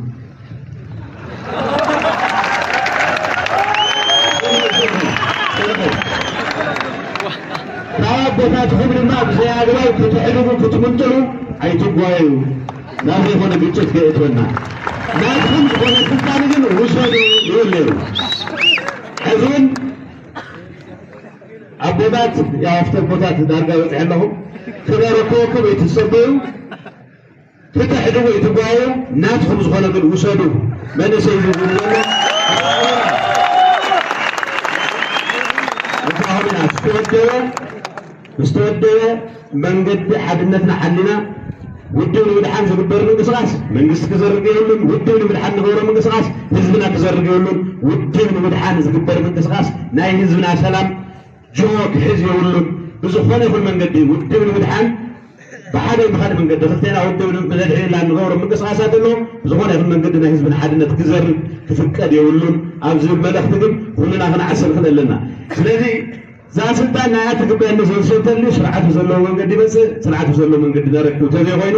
ስልጣን ከሕድገ ተስቦረዳ ዝጅምር ተስብጣሪያ ዝጅምር ምንቅስቃስ ገረስ ተዓግተ ዝብል እንተሃልዩ ካብ ጃሃራ ዝሓለፈ ይኮነን ይነሩቱ ቪድዮ ተቆረጠ ስለ ዝኾነ ይምበር እዚ ዝብል እዚ ኩሉ ፈኸራ ሞብኣ ዘይመፀን ሕዳ ሪኢኹም ዘጥፍአ ሰብ ቁስሊ ዘለዎ ኣብ መቐመጩ ቁስሊ ዘለዎ ከልብስ ምንባሕ ኣይኽእልን ይበሃል ምንባሕ ኣይኽእልን ይበሃል ሕፀጥ ኢሎም ጌታቸው በይኒ ዝዕንደር ዘሎ ዝዕግርግር ዘሎ እምበር ፀጥ ኢሎም እንታይ ክብሉ እሞን ህዝቢ ትግራይ እንታይ ክብሉ ውድብ ንምድሓን እየ ዝኸድ ነይረ ዝብል ዝነበረ ጌታቸው ሕወሓት ማለት ዝበስበሰ ውድብ አንጃ ግዛዕ ምዛዕ ዳበለ ይገልፀሉ ሕዚ ነየ እንዳይ እሞ ከድሕን ዝኸድ ነይረ ሕወሓት ማለት ኣመል ኣለዎ ይብል ነይሮም ናይ ቴድሮስ ፀኒሕና እውን ክንሪኦ ኣመል ኣለዎ ንዝኾነ ይኹን ካብ ንዓይ ይጠቕመኒ እዩ ዝብሎ ካብ ወፃእ እውን ኣምፅኡ ትግራዋይ ክገብር ዝኽእል ኣይጠቕመንን ዝበሎ ከዓ ካብ ትግራዋይነቱ ክፍሕቕ ዝኽእል ዓቕሚ ኣለዎ ገለ እናበለ ኣመል ኣለዎ እንዳበለ ይገልፅ ነይሩ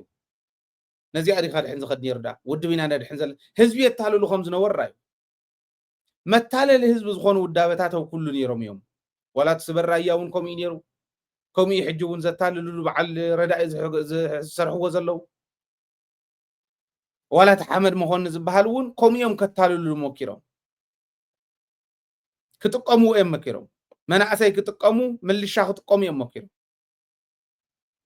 እታ ኩነታት ከመይ ነይራ ዝብል ግን ኣብዚኣት መራሒ ናይታ ኣርሚ ክብረት ያበለይ እስኪ ትማሊ ዕለት 6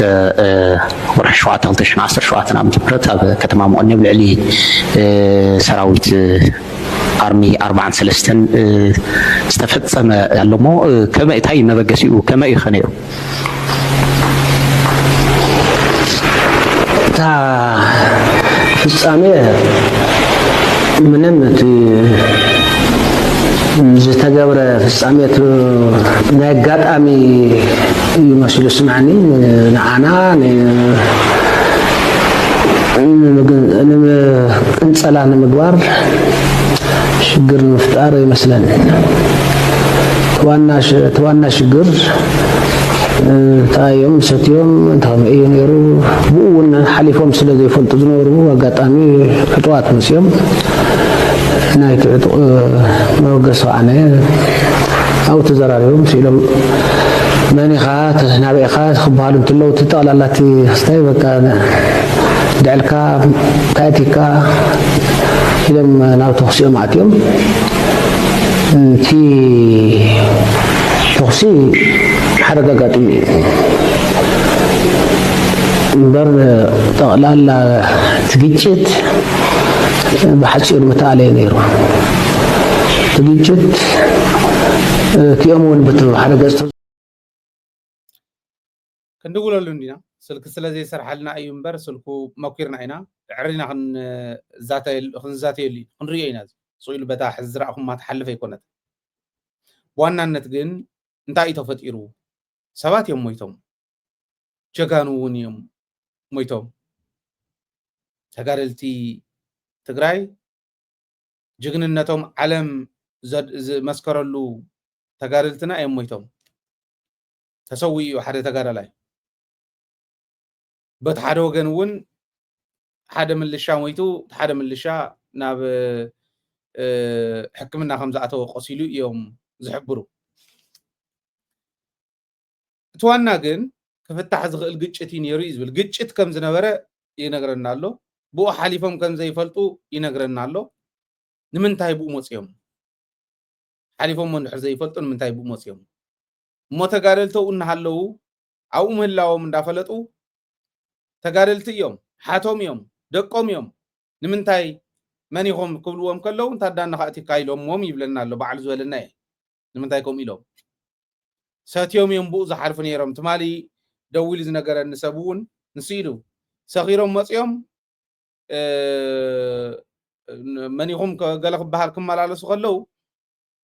تايتكم تواهايلهم تتاخويسهم كافتي حدا مويتهم زي عميلمونا بزي أتحلف قنك تكون يبلا من تاي يموت ما نم تقراواي زي حزي برد زحازو نتقارل تخوغ قالو يكونن من اللي شاون تقارلاي ونزق على سزلو من اللي شاق قتل اللي يكون أيكونن عابزي أزغونت نقرال زغونت نقرال تتلت يفوز نبرة كقنصلو مراح تقنصلو زتلاقو نايم اللي شاو الدابة خيدهم عجبي تزموته حدا سلازي عجبت اسكع زقتلو بصيح عجبت مسوعتنا تكفيلهم قد مراحتهم ورحينهم إياه كم عاديا نقنص لازم وصي مثلاً يبل اللود برهانه كما ينيرو خنديك امنيروم اتخونتات كفلت الله حزي حد يسبتا إذ مسلو حق سلز تزربه أفلا يزفتر إذ مسلو دفن يلين تطري في أفلا يزفتر أي تدفنوه حزي بوانا نتنهز براياون قلقليو تايز بالوري وريلو يوم تمواناتهم خنطق أمينا بحالتي ناي بوليتيكا نقدوم كنقدو زداليو تايم زولو سراوي تقرأ يمتصلو كابرايا ناي ملشا رايا برات وريدو احديقو قفيفو برات زيولو خاطرفونا زخباب يمتصلو يلوم يوريدو أو كل غباب نديز قبر زولو برايا ترحدي تهزو غن من تايا أمنا خمزي سلستوريس تهزو تدنا قيري إزول سبات سلزلو نمنتاي نزي سمعت هزبي فلطون دي تسراوي تودو ديكونن ولادو ديكونن أبرايا ترحد خي زكايت زلو أب مبراق تخايدو أب دو مبراق تخايدو أم مقالة تخايدو أينا يمل الشاي تحري قبرتو تحرق من الشاي لنا حقي تخبيرو زي سلطان مهتا من دا قرصو مريت شنو زنورو نبرت هزب الشط زنورو أقبا بيكونن حدا سلطان هزبي توهاوكمن هزبن زهاو بعد سلطان إيناتو بوتا حليفنا خنهب زلنا حقينا نغبر زلنا أيامبر من الشا برد كاورد بوليس برد كاورد يتبال زين كرزنا برد راح إيتو معراري أبيناي كبابي نايمن من الشا نايمن زبهال من الشا برد حدو معري كوينو عدو حلولو من الشا كو بالشا زخون برد زحنقت برد زي شكم فوتي كوي كونه عد خلو كوي نعمل الشاخون صص عد خبر تواهيل كوي من الشاز خو برغص غلغليهم غزيهم زغورون الله اب تግራይ አይሰርሕንኩም አይሰርሕ ታይና ክንገብር ዘለና ብረት ገዚኻ ማለት ኣብዛ ዓዱን ይፍቀድ እንዲ ኣብ ኣሜሪካውን ይፍቀድ እዩ ክፍቀድ ከሎ ሬጅስተርድ ዝኾነ ሕግ ዝፈለጦ ብስርዓት ዝመሓደር እምበርካ ወፃ ዝኾነ ብረት የድልን أيليون نتهزبو كحلن دحر كوينس حدا لحمو شيطو بعراي شيطو زغز أبرت أبغزا سلازلا يكون صصتا ناي صصتا مواقر كاب ጫፍ ናብ ጫፍ بفولي مواقر نتعد سلازحلو طرح يخحل زغل هزبن صصتا محاورن انت تنابيبهم طرح يخحل زغل እዚ ክፍለጥ ዘለዎ ምልሻ ደቡብ ትግራይ ብረቱን ከውርድ ገይሩ ሰራዊት ትግራይ መን ክሕግዞ ምልሻን ፖሊስን ሰራዊትን ኣብ ሓደ መዋቅር ኮይኑ ዓዲ ሓለው ዝበሃለሉ ግዜ ንምልሻ ብረቱን ተውሪድ ወደ እሞ መን ክሕግዞ ኣይትደናገሩ ህዝቡ እውን ክደናገር የብሉን ናይ ማንም ብረት ዝሕድግ ሰራዊት የለን ኣይተገበረ ናብ ካሊ ኣይግበር ናብ ደቡብ ትግራይ እውን ትመደናገር ከም ዝገብርዎ ዘለው ግን በዓል መን እዮም ንፈልጦም ኢና ተንኮል እዩ ናይ ፖለቲካ ስልጣኖም ስለዚ ባዕሎም ብሕመቆም ብዘበላ ብዝገበርዎ ብልሽት ክሕደጉ ምዃኖም ስለ ዝፈልጡ ክቕየሩ ምዃኖም ስለ ዝፈልጡ ስለ ዝተቐየሩ እውን ወየኮ ብሓይሎም ፀኒሖም ኣብ ልዕሊ ህዝቢ ቸቸ እንዳበሉ ፀኒሖም እምበር እታ ውድብ ሕዲጋ ዝወከለቶም መልዒላ እዚኦም ስልጣኖም ንኸይሕደጉ ኮነ ኢሎም ነቲ ምልሻ ኣታሊሎም ነቲ ህዝቢ ኣታሊሎም ብፍላይ መንእሰይ ኣታሊሎም ዝኸድዎ ዘለዉ ክያዶ እዩ ተጠንቀቑ እየ ዝብል ኣነ ተጠንቀቑ እዚ ተረድእዎ ኦኬ ኣብ ዝኾነ ይኹን ጫፍ ናይ ትግራይ ዘሎ ህዝብና ማዕረ እዩ ደቡብ ትግራይ ካብ ሰሜን ምዕራብ ካብ ምብራቅ ካብ ማእኸላይ ከምዚ እንዳተባሃለ ዝፈላለየሉ ኩነታት የለ ማዕረ ሚዛን እያ ዘላ ትግራዋይና ኣይትጠራጠሩ እዚ ኣብ ሕልናኻ ዘሎ ምጥርጣር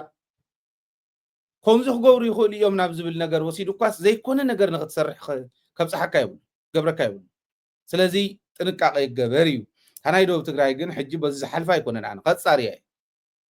እቶም ዝምልከቶም ኣካላት ኩሎም ሓሳብ ክህብላ እደሊ እየ ክንሓትት እውን ኢና ተኮይኑልና ደው ኢልና እንተዘይኮይኑልና ናፍታ ቦታ ከይድና ክነፃርያ ኢና ስቱድዮና ክንእስስ ኢና ማለት ክነቕርበልኩም ኢና እቲ ዝተፈጠረ ግን ይሕዝን እዩ ብኩሉ ዝሞቱ ተጋሩ እዮም ከም ዝሞተ ምልሻ እውን ትግራዋ እዩ እቲ ዝሞተ መስዋዕትነት ዝኸፈለ ተጋዳላይ እውን ትግራዋ እዩ ንሕና ኢና መስዋዕትነት ከፊልና ኣለና ተዓዲኣ መስዋዕትነት ከፊላ ዘላ ትግራይ እያ መስዋዕትነት ከፊላ ዘላ ስለዚ ንምንታይ ከምኡ ይፍጠር ኩልና ክንቃወሞ ዝግባአና ተግባር እዩ ስኢልና ግን ብተቃውሞ ጥራሕ ተይኮነ ነፃርዮ ዶ ብትክክል ተፈጠረት እዚኣ እያ ናይ እዚኣ መሰረታ እውን እዚኣ እያ ስለታ መሰረታ ክደርቕ ክትክእል ኣለዋ እዚኡ ክግበር ዘለዎ ዝብል እምነት ኣለኒ ካብኡ ናብ ወልቃይት ንኸይድ ወልቃይት ናብ ሰብ ዋንኡ ክምለስ ኣለዎ ዝብሉ ናይ ኣምሓራ ኤሊት ምርኣይ ጀሚርና ኣለና ናይ ባዕልና ስንፍና እንተዘይኮይኑ ናይቲ ዝነበረ ግዜያዊ ምሕዳር ይመርሕ ኣለኹ ዝብል መዓት ዓንጃል ዝተመልኦ ሕመቕ እንተዘይኮይኑ ባዕሉ እውን ጌታቸው ከም ዝበሎ ንሕና ኢና ጠጠው ቢልና ፀኒሕና እምበር ፌደራል መንግስቲ ኣይኮነን ኢሉና እዩ ንሕና ፌደራል መንግስቲ ከም ዝኾነ ኢና ንፈልጥ ጌታቸው መሲልዎ እውን ክኾን ይኽእል ብርግፅ እሱ ይሰርሕ ኣለኹ ኢሉ ይዕንቅፍ እውን ነይሩ እዩ ነገር ግን ፌደራል መንግስቲ እውን የተከዘ ዘብ ዝብል ሰራዊት ኣቋቂሙ ምዕራብ ትግራይ ንኸይምለስ እንዳሓለዎ ኣሎ ዝምውሎ ነቱ የተከዘ ዘብ ዝበሃል ፌደራል መንግስቲ ሰራዊት የውኒ መሬትና ተታሒዙ እንዳሃለወ መሬት ትግራይ ይኹን መሬት ኣምሓራ መሬት ኦሮሞ መሬት ካሊእ ክትሓዝ ከሎ ኣብ መንጎ ክልላት መሬት ክውረር ከሎ ከኽብር ዝግብኦ ዝነበረ ናይ ፌደራል ሰራዊት እዩ ንዖም መውፅኢኸው መሬትኩም ተረከቡ ትግራይኩም ተረከቡ ክብል ነይርዎ ሒዝዎ ዘሎ ፌደራል መንግስቲ እዚ ይርዳእና እዩ ጌታቸው ስለ ዝሃተፈ ብኡ በቃ ፌደራል መንግስቲ እምበኣር ዚሄር ይሃብካ እንብለሉ ኩነታት የለን ሕዝን ዝወረረና ፌደራል መንግስቲ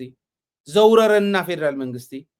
ዘጨፍጨፈና ፌደራል መንግስቲ መሬትና ሕዲጉና ዘለውን ፌደራል መንግስቲ ኣብ ትሕተ ኣምሓራ ኦኬ ምዕራብ ትግራይስ ወልቃይት ጠገዴ ሰቲት ሁመራ ዞን ኢሎም ክፅውዑ ብዘዋ ደረጃ ሓደ ዘዋ ሙሉእ ክወስዱ ከለው ኖ ክብል ዝግብኦ ከፌደራል መንግስቲ እዩ ሽሩሩ እንዳበለ ንዕኦም ንትግራይ ግን ዓይኒ ከይፍሰስ እንዳበለ ዝኸይድ ፌደራል መንግስቲ ዓይኒ ይፍሰስ ኢልና ኢና ንኸድ ንሕና ጌታቸው ስለ ዝተዛረበ ክንከደ ይንኽእል ነገር ግን ሕዚ ናይ ወልቃይት መሬት ናብ ሰብ ዋናታቱ ክምለስ ክኽእል ኣለዎ ኢሎም ዝዛረቡ ኢሊት ናይ ኣምሓራ ምርኣይ ጀሚርና ኣለና ወደ ትግራይ አስተዳደር መመለስ አለበት። የብልጽግና መንግስት የሚያሽከረክረው የወልቃይት አስተዳደር መወገድ አለበት፣ መደምሰስ አለበት፣ መጥፋት አለበት። ደመቀ ዘውዱ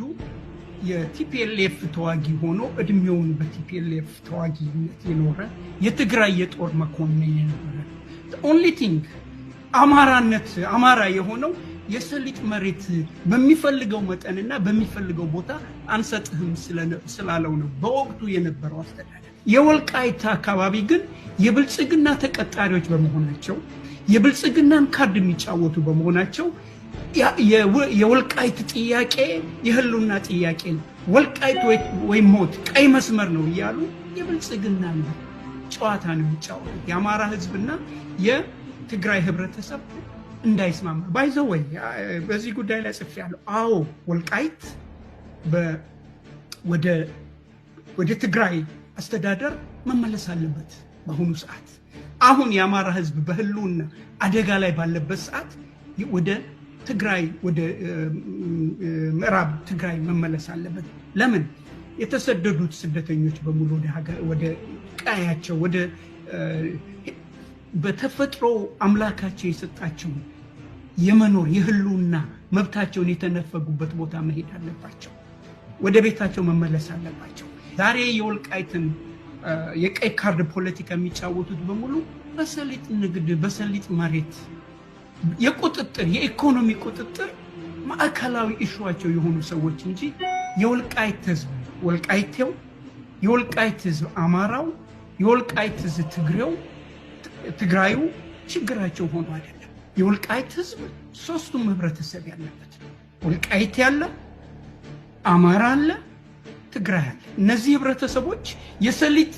ነጋዴዎቹ የሰሊጥ ሀብት መሰብሰብ የፈለጉት የትግራይ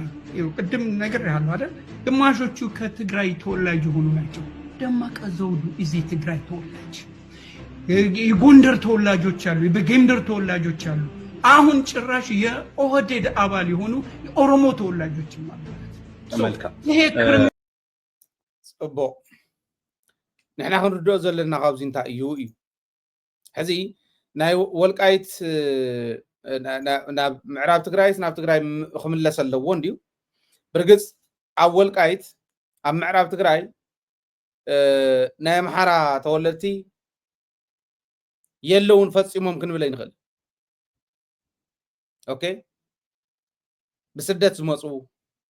ብስራሕ ዝመፁ እሞ ኣብኡ ጎጆ ዝገበሩ ክህሉ እዮም ተወሰኑ። ወልቃይት ኮነ ጠቅላላ ምዕራብ ትግራይ ኢልካ ኣምሓራ የለን። ኦኬ ብሽም ደረጃ እውን ኩለን ተንከባብታት እንተኸይድናየን ትግርኛ እናተዛረብካ ኣምሓራይ ምዃን የለን። ብምንታይ ከም ተኻለለ ትኽልል ብምንታይ ከም ዝተጠረረ ንፈልጦ ኢና። ሕገ መንግስቲ እንታይ ከም ዝብል ነንብቦ ስለ ዝኾንና ትዝብሎ ዘሎ ፅቡቅ እዩ። ወልቃይቴ እና ትግራዋይ ዝብሎም ዘለው ተጋር እዮም። ተምሓራይ ናብኡ ከይዱ ኣብኡ ዝተረኸበ ምሓራይ ከይሉ እዩ ዝብሎ ዘሎ እውን ሓሶተ ኣይኮነን። ነገር ግን ናብ ትግራይ ዝመፀ ምሓራይ ምዃኑ ክረጋገፅ ክኽእል ኣለዎ። ብዋናነት ዓባይ ነገራ ግን ሕጂ እዚ መንፈስ እዚ ሰብኣይ ባይዘወይ ኢንጂነር ሙሉጌታ ዘለቀ እዩ ዝበሃል። ኣብ ፖለቲካ ይነጥፍ እዩ፣ ኣምሓራይ እዩ፣ ምንም ጥርጥር የብሉን። ካብቶም ሕዚ ፀረ ፌደራል መንግስቲ ዝቃለሱ ዘለው ናይ ፋኖ ናይ ካሊእ ፖለቲካ እውን ኩሉ ዘሎ ኣብ ኢትዮጵያ ዘሎ ፖለቲካ ብደንቢ ካብ ዝተንትኑ ሰባት ሓደ እዩ። ስለዚ ወልቃይት ናብ ሰብ ዋናታቱ ክምለስ ኣለዎ፣ ምዕራብ ትግራይ ናብ ዋንኡ ክምለስ ኣለዎ ምባሉ ነውረ ኣይኮነን። ብኦሙ እውን ነውረ ኣይኮነን እየ ዝብል ዘለኹ። ብኣና ትክክል እዩ። ብኦሙ እውን ነውረ ኣይኮነን ምባል ጀሚሮም ኣለዉ። ሕዚ ኣብዚ ደረጃ እዚ ኮይንና ክንሪኦ ከለና ፌደራል መንግስቲ እንተዘይሕዞ ነይሩ ናይ ኣምሓራ ፖለቲከኛታት ኮይኖም እውን እቲ ትክክለኛ ውሳነ ንክውሰን መሬት ናብ ሰብ ዋንኡ ንክምለስ ህዝብና ተፈናቀለ ህዝብና እውን ናብ መረበቱ ክምለስ ኣይኮነን ኢሎም ክቃለሱ ዝኽእሉ ሓይልታት ኣይኮንን ሒዞሞ ዘሎ ፌደራል መንግስቲ ቀፍዲዱ ስለ ዝሓዘ እዩ። እዚኣ ተወና ፌደራል መንግስቲ ጥራሕ ኣይኮነን ንሕና እውን ሒዝና የፀኒሕና ኢና ዝበለና ግን ጌታቸው እዩ ንሕና እውን ንኣምን ኢና ትክክል እዩ ሒዝዎ ከም ፀንሐ ንፈልጥ ኢና ኣብዚ ምናልባሽ ሕዚ ዘለዎ ደረጃ ናይ ጌታቸው ታናይ ምስሪኦት ዝገበራ ንበይና ፀኒሕና ክንምለሳ እንዲና ንበይና ተወሰና ቪድዮታት ወሲድና ታይ ማለት ምዃናታ ትርጉማ ናይታ ምስሪኦት ዝገበራ ንበይና ክንምለሳ ኢና ነገር ግን ታይሉ ታደሰ ወረደ እውን ኣብ ዘለዎ ኣብይ ኣሕመድ ባዕሉስ ካሊእ ፓርቲ ንምቁቋም ዘይትምኩር ኢልዎ ከም ዝነበረ ይገልጽ ልብ በል ሕዚ እውን ኢለ ነይረ ንኽብል ኣይኮነን ኣብ ዱባይ ጻድቃን ዘለዎ ጌታቸው ዘለዎ ካልኦት እውን ዘለዎ ኣብ ዱባይ ተኻየደ ነይሩ ገሊኦም ብዙም ዝኣተውዎ ገሊኦም ከዓብ ዱባይ ኮይኖም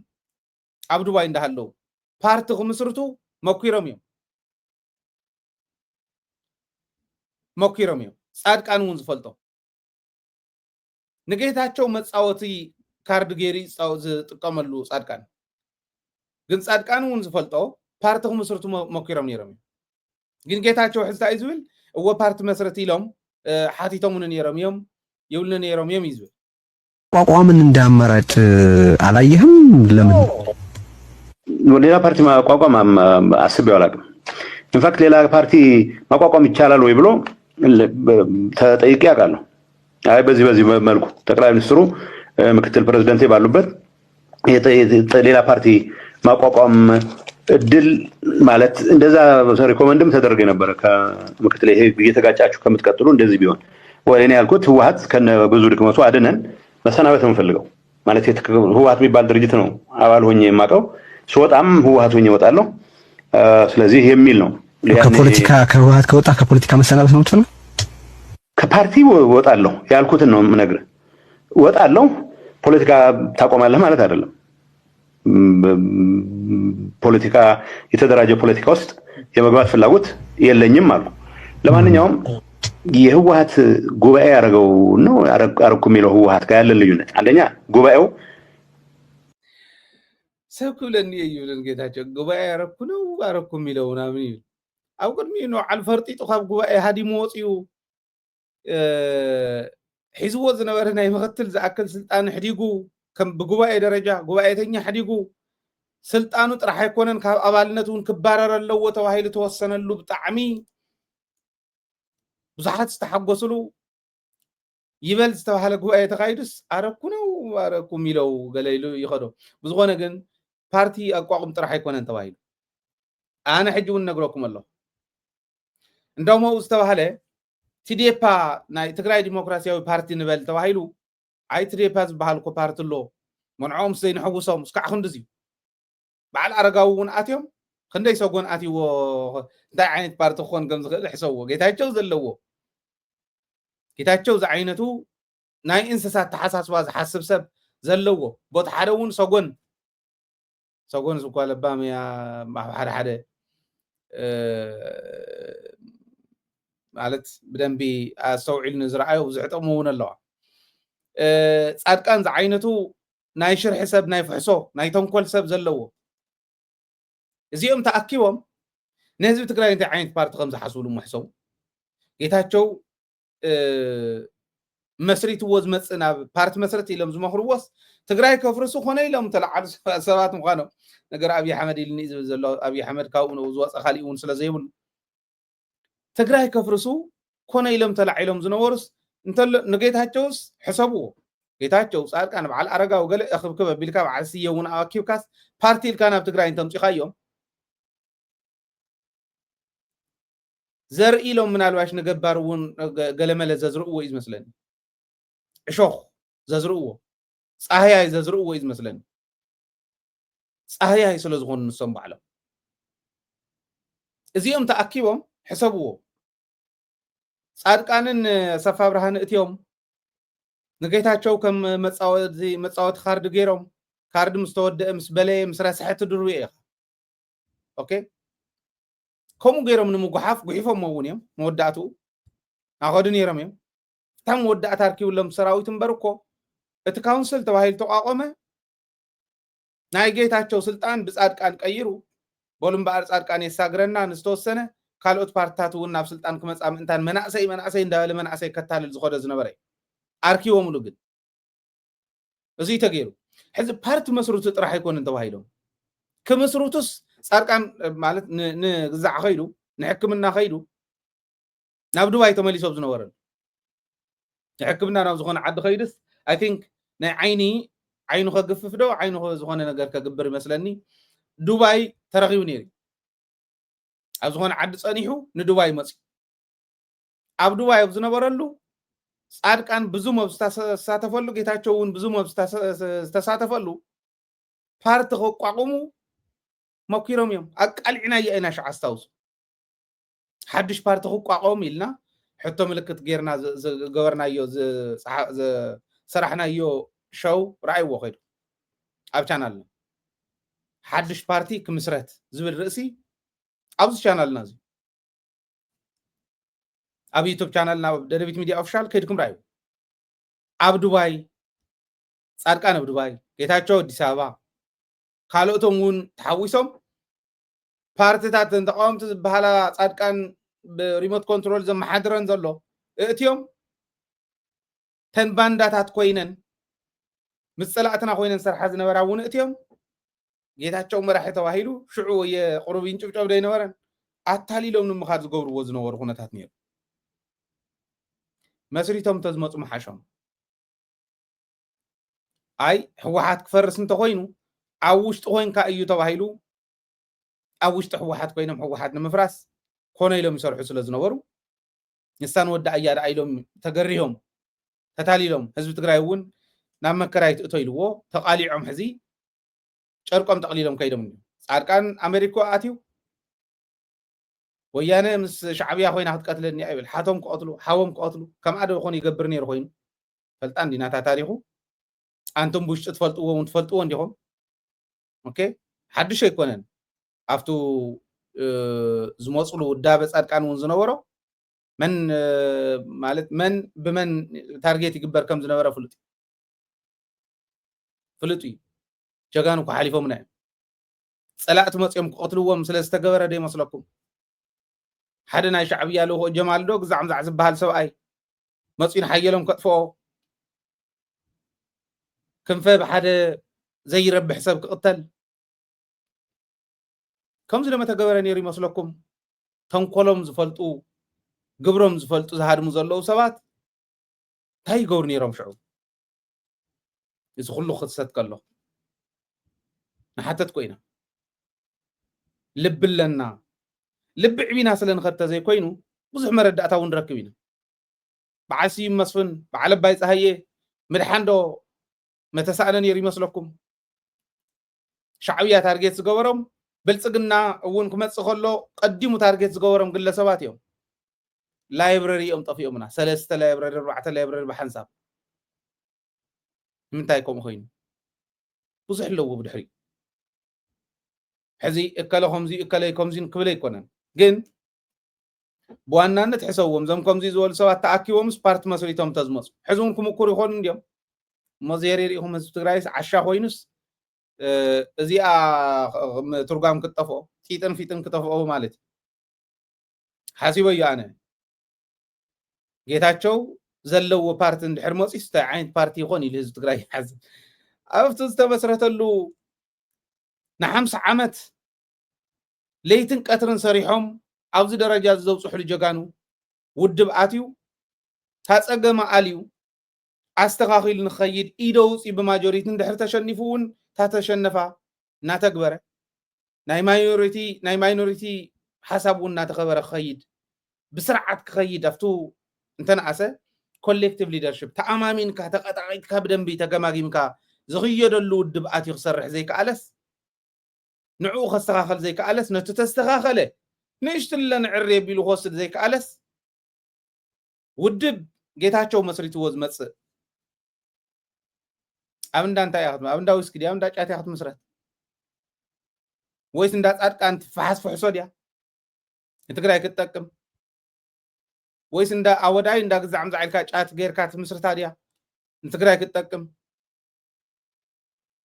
ኦኬ بعل سيه بعل قزعم زعم بعل تقيمتي زمخروا مخري حسكات مسرت ريا نتغراي كتقم زيري ريهم مسريتهم تزمص صقم يلن انا ايمصو يبلن ديموكراسي ስለዝርዳን ዋላ ጌታቸውን ክንዱዚ ዝአከልህን ህዝብ ትግራይ ከዲዑ ዋላ ጻድቃንውን ከዲዑ ፓርቲ መስሪትን ተመጽዩ ህዝብ ትግራይ ካርዶውጽን ተመሪጽዎ ሃይለ ይኮነን ዝመርጾ ህዝብ ትግራይ ስለዝኾነ ዝመርጾ አይ ሪስፔክት ይኽብሮ ቶም አይነት ከይዲ ይኽብሮ ዲሞክራሲ ስለዝኾነ ንህዝብ ግን እከለ ይመረጽ እንታይ ኮነ እከለ ዚ እዩ እከለ ዓዚ እዩ አነ ዓዚ እዩ ይለ እምን ዝኽእል እምበር ከም ጌታቸው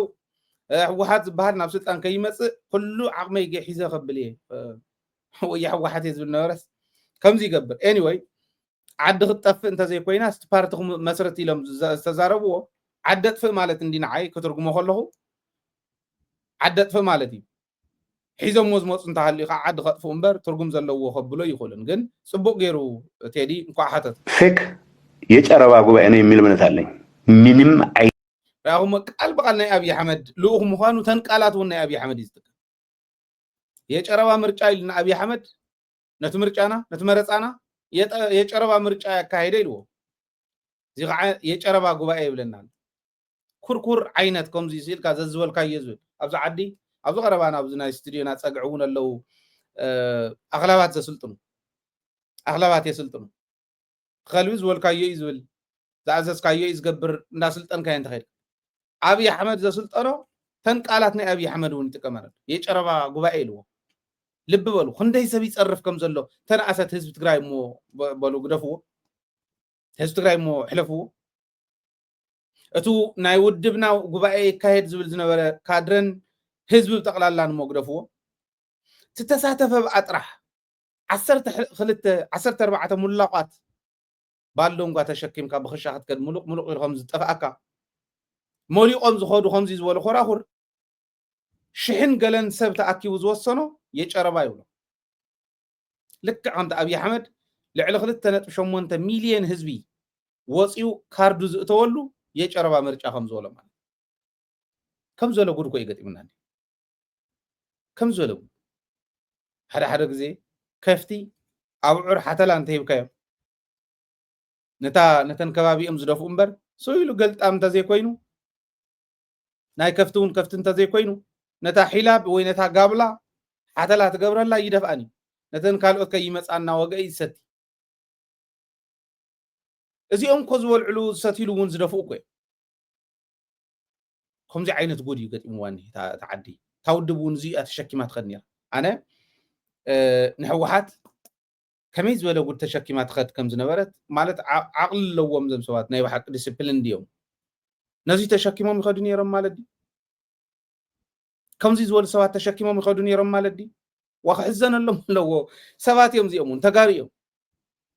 ክሕዘነሎም ኣለዎ ኢለ እየ ዝኣምን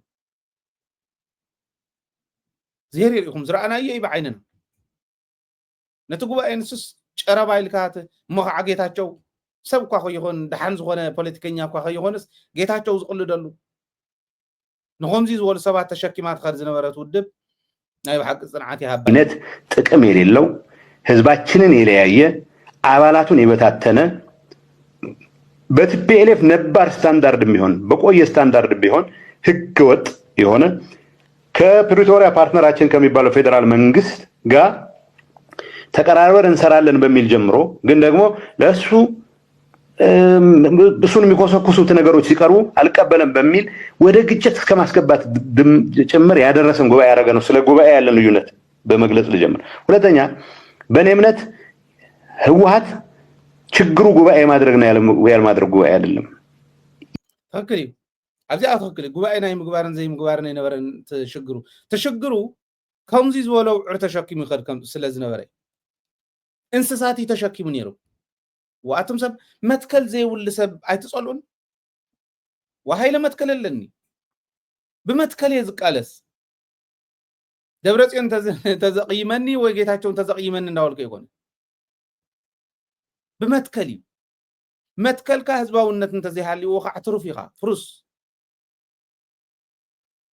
አብዚ አንስማዕ ማዕና ምስ ጌታቸው ናይ ሕወሓት ሽግር ጉባኤ ምግባርን ዘይ ምግባርን ኣይኮን ጉባኤ ትክክለኛ ሕጋዊ ፍትሓዊ ንኩሉ ዘሳተፈ ጀግናኑ ዝተረኣይሉ ካብ ራያ ኬላ ዓፅዮም ከትርፍዎም ከለው ገሊኦም ናይ ሕማም ወረቐት ኣውፅኦም ገሊኦም ኬላ ጥሒሶም ካብ መኪና ወሪዶም ብእግሮም ዘጓሕ ኢሎም ዝመፁ ጀጋኑ ኮ ርኢና ተኣምር ኮይ ተረኣይሉ ትጉባኤ እኮ ክንደይ ጀጋኑ ዝወፅሉ ኮይ ግን ጉባኤ ናይ ምግባርን ዘይ ምግባርን ይነበረ እንት ናይ ሕወሓት ሽግር ሕጂ እውን ሽግራ ንሱ ኣይኮነን እንስሳት ተሸኪማ ትኸድ ውድብ ኮይና ፀኒሓ ናወረደት ናብዚኦም ወሪዳ ዘርኢኹም ከም ዝበለ ሰብ ዶ ንሕወሓት ሞስ ካብ ምክትል መውፁ ሕወሓት ኮ በዓል መለስ ዝነበርላ እዩ በዓል ስዩም መስፍን በዓል ኣባይ ፀሃየ ዝነበርላ ውድብ ኮ ካብኦም ወሪድካስ ናብ መሬት ትዘብጥ ከምዚዩ ትወድቕ ሽግራ ንሱ እዩ ነይሩ ትክክል እዩ ግን ከምቲ ዝበሎ ናይ ጨረባ ጉባኤ ነበረን መላእ ህዝቢ ትግራይ ይዘዋርድ ዘሎ መላእ ኣባላት ሕወሓት እዩ ዘዋርድ ዘሎ እዚ ኣነ ንባዕሉ ንፅባሕ ዝኸውን ዕቁር ቀይሚ ኣብ ሕልና መናእሰይ ትግራይ ንክቋፀር ይገብረሎ ሰብ እዚ እዩ ዝብል እዚ ከዓ ይጎድኦ እምበር ይጠቕሞም እዚ ንፅባሕ መናእሰይና ብደንቢ ዝተረድእዎ ናይ ግዕዘ ምልክት ዝኾነ ሰብ ምዃኑ የረድእ እምበር ፈፂሙ ንህዝቢ ትግራይ ተመሊሱ ክብድሎ ብዝኽእለሉ መንገዲ ክደራጆ ይኽእልን ሰብ ደጊሙ ሸኽሚ ክሽከም ህዝቢ ማንም ፈሪዕ ሓንቲ ስድሪ ንቅድሚት ከሳግር ዘይኽእል ሰብ ኣብ ልዕሊ ህዝቢ ቸቸ እንዳበለ ስኢልና ክንርኢ ንኽእል ኣግባብ እውን ኣይኮነን ክንቃለሶም እዩ ዝግባአና ብመትከል ብህዝባውነት ብህዝባዊ መትከል ክንቃለሶም ይግባአና እዩ ክንመፀን ኢና ግን እዚኣ ብከምዚ ዝሓልፋ ኣይኮነን ተቃለ ምሕተት ወየቲ ግዜ ደኣፅሉ እቲ ኩነታት እናተደራረበና እምበር ናይ እዚሁን ናይ ገዱን ቃለ ምሕተት ብፍሉይ ክንትርጉመን ኢና እንደሊ ህዝቢ ክርደአን ኢና እንደሊ ቋፅሩ ሓዙ ንነዊሕ ግዜ ዝፀንሕ ነቲ ዓዲ ነቲ ህዝቢ መፍትሒ ከምፃሉ ብዝኽእል መንገዲ ዝትርጎም ታሪክ ኢኹም ክትሕዙ ዘለኩም ትማሊ ዝገብርዎ ዝነበሩ በቃ በዓል ጌታቸው ከድሞ እኺልና ኣለና ማለት ድዩ ካሊእ ጌታቸው ከይፍጠር ካሊእ ክንደያ ከይፍጠር ካሊእ መዓት ጓሓፍ ወዲ ጓሓፍ ከይፍጠር ኣፅሪና ንኸይድ ሕግን ስርዓትን ተኸቲልና ኣብ ጎኒ ሰራዊትና እውን ጠጠው ንበል ናይ ውድብ ናይ ሕወሓት ውሳነ ናይ ሰራዊት ውሳነ ናይ ህዝባዊ ኮንፈረንስ ብሓፈሹ ከምኡ እውን ናይ ትእምት ውሳነ ከዓ ኣብ መሬት ክትርጎሙ ኣለዎም ሕዚ እውን እዚአን እውን ንልምን ኢና ኒና ኣይ ሓቅኹም ነርኩም ትማል እንተን ትርጉሞ ነርና ከይትብሉ ትእምት እውን ስራሓት ስራሕ ተርጉሙላ ኣብ መሬት ተርጉሙላ ትውሳና ውድብ እውን ከምኡ ህዝባዊ ኮንፈረንስ ዘውፆ ሒዝዎ ዝወፀ እማመ እውን ከምኡ ናይ ሰራዊትና ውሳነ እውን ሙሉእ ክትግበር ክኽእል ኣሎ ኪዱ እስካዕ ዞባ ኣፍርስዋ እዛ ካውንስል ትበሃል ካውንስል ዝበሃል ግዝያዊ ቤት ምክሪ ማለት ንዓዲ ይግረሞ እንዲ ብዘመንኩም ዝስራሕ ዘሎ ስለ ዝኾነ ኣፍርስዎን እዚአን ተፈሪሰን እቲ ህዝቢ ሓድነቱ ጠንኪሩ ምስ ፀላእቱ ብዝግባእ ተቃሊሱ ከስዕር ዝኽእል እዚኣ እታ ክትኮን ዝግባኣ ማለት ስለዚ ክንምለሰን ኢና ብሰፊሕን ክንምለሰን ኢና ዝበልክዎን እስካዕ ሕዚ ዝነበረ ግን እዚ ይመስል ነይሩ ሳና ፀኒሕኩም ምድላዋትና ስለ ዝተኻፈልኩም ንካልኦት እውን ከም እተካፍሉ ስለ ንፈልጥ ሓደ ሰብ ይሓትን እዮም ማለት ቻናልኩም እዚ ዓበየ መበል 12 ቻናል ኢና ከፊትና ኒና በዓል ጌታቸው እዚ እውን እዮም ተፃዊቶም ኮራኹር ምዃኖም ብዕሉጋት ምዃኖም በዚ እውን ተረድእዎ 11 ቻናል ዕፅዮሙልና እዮም